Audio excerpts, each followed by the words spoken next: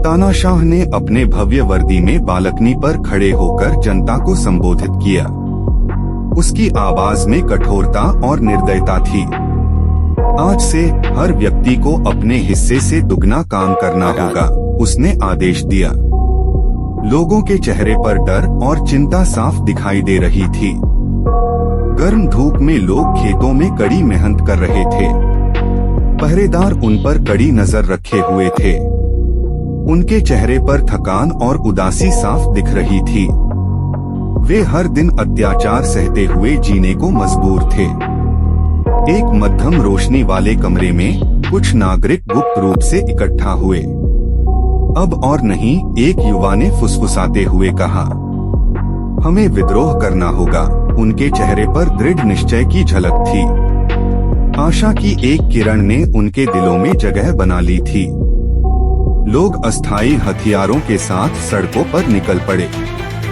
स्वतंत्रता, स्वतंत्रता नारे लगाते हुए उन्होंने तानाशाह के खिलाफ विद्रोह शुरू कर दिया।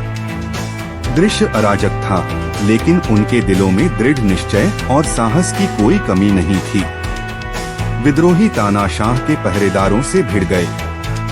लड़ाई जोरदार और हिंसक हो गई। दोनों पक्षों में तनाव बढ़ता जा रहा था, लेकिन विद्रोहियों के हौसले बुलंद थे। वे अपने अधिकारों के लिए लड़ रहे थे। अंततः विद्रोहियों ने तानाशाह को पकड़ लिया। उसे सड़कों पर घसीटा जा रहा था। उसकी एक बार की शक्तिशाली आभा अब टूट चुकी थी। जनता की आंखों में अब डर नहीं, बल्कि विजय का जश्न था। तानाशाह अब एक अंधेरे जेल की कोठरी में बैठा था। उसकी आंखों में अब वो क्रूरता और घमंड नहीं था।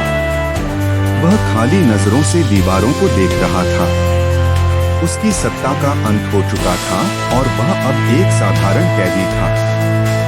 शहर के ऊपर सूरज उग रहा था। लोग सड़कों पर जश्न मना रहे थे। एक दूसरे को गले लगाकर वे अपनी नई मिली आजादी का स्वागत कर रहे थे। उनके चेहरों पर उज्जवल भविष्य की उम्मीद की चमक थी। तानाशाह का युग समाप्त हो चुका था और एक नया सवेरा आया था।